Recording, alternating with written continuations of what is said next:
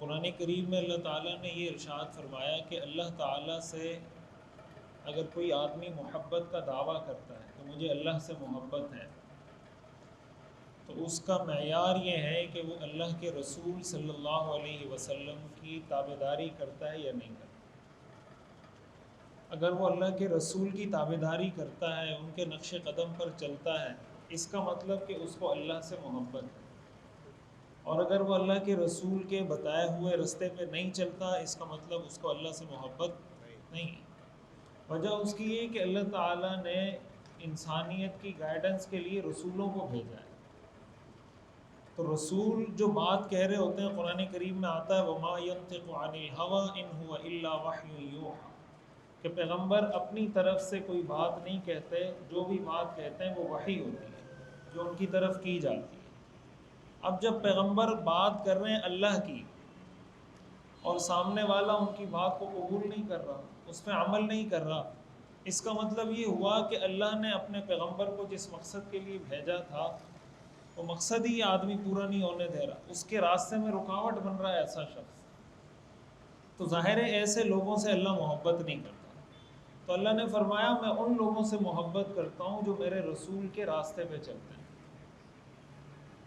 یہی وجہ ہے قرآن کریم میں اللہ نے فرمایا لَقَدْ كَانَ لَكُمْ فِي رَسُولِ اللَّهِ أُسْوَةٌ حَسَنَةٌ، تمہارے لیے رسول اللہ کی ذات اسوہ حسنہ ہے، رول ماڈل ہے۔ رول ماڈل ہونے کا مطلب یہ کہ جو جس طرح ان کا لائف سٹائل تھا، جس طرح ان کا طرز زندگی تھا، تم اسی طرح ہو جاؤ، اپنے آپ کو ان کے سانچے میں ڈھال دو۔ آج بھی ہم دنیا میں بہت سی جگہوں پہ فالو کر رہے ہوتے ہیں چیزوں کو۔ دیکھیں انسان کی فطرت میں اللہ تعالیٰ نے یہ چیز رکھی ہے کہ وہ کسی نہ کسی کو فالو کرتا ہے، یہ انسان کی فطرت کا حصہ ہے۔ آپ بچے کو دیکھ لیں، بچہ اپنے والدین کے نقش قدم پہ چل رہا ہوتا ہے۔ آپ نے دیکھا ہوگا گھر میں والد جب نماز پڑھنے لگتا ہے یا والدہ نماز پڑھنے لگتی ہے تو بچہ بھی ساتھ آ کے کھڑا ہو جاتا ہے، وہ بھی اس طرح سجدہ کرنے لگ جاتا ہے، اس طرح رکوع کرنے لگ جاتا ہے۔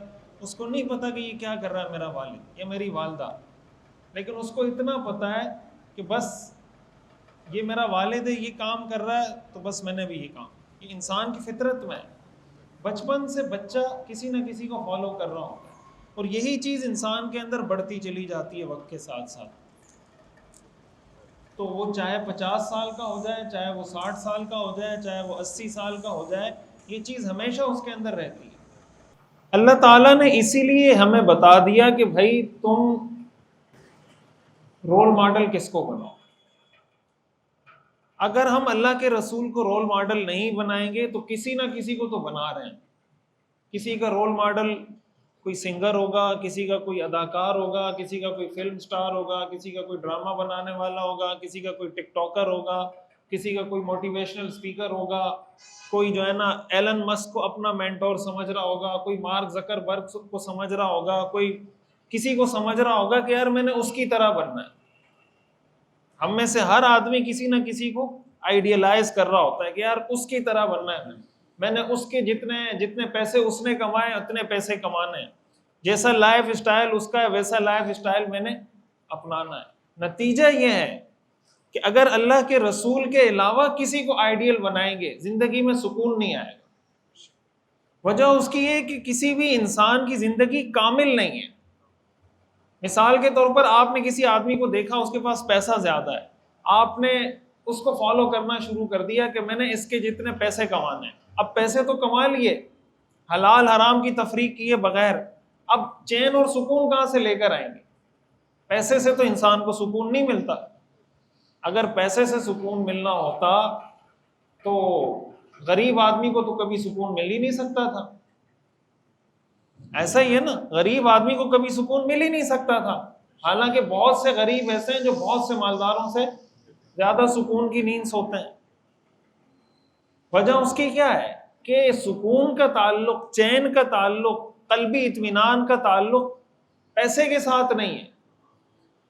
کسی اور کو آئیڈیلائز کرنے کا نقصان یہ ہوتا ہے کہ وہ ایک جہت سے دیکھ رہا ہوتا ہے کہ بس وہ یہ سمجھ رہا ہوتا ہے کہ یہ چیز میں نے حاصل کر لی تو میں کامیاب ہو گیا، باقی 10 چیزیں وہ بھلا دیتا ہے۔ رسول اللہ صلی اللہ علیہ وسلم کو فالو کرنے کا، ان کے پیچھے چلنے کا فائدہ یہ ہے کہ اس کی ساری زندگی مکمل ہوتی چلی جاتی ہے۔ زندگی کے ہر پہلو میں وہ اگر پیسہ کما رہا ہے، دوسری طرف وہ نماز بھی پڑھ رہا ہوگا، تیسری طرف وہ زکوٰۃ بھی ادا کر رہا ہوگا، چوتھی طرف وہ بیوی کے حقوق بھی ادا کر رہا ہوگا، پانچویں طرف وہ اپنے بچوں کے حقوق بھی ادا کر رہا ہوگا، چھٹی طرف وہ اپنے پڑوسیوں کے حقوق بھی ادا کر رہا ہوگا، ساتویں طرف وہ اپنے معاشرے کے لیے بھی کچھ کام کرنے کی کوشش کر رہا ہوگا، ہر جہت میں۔ اس لیے کہ حضور علیہ الصلوۃ والسلام کامل شخصیت ہیں، مکمل شخصیت ہیں۔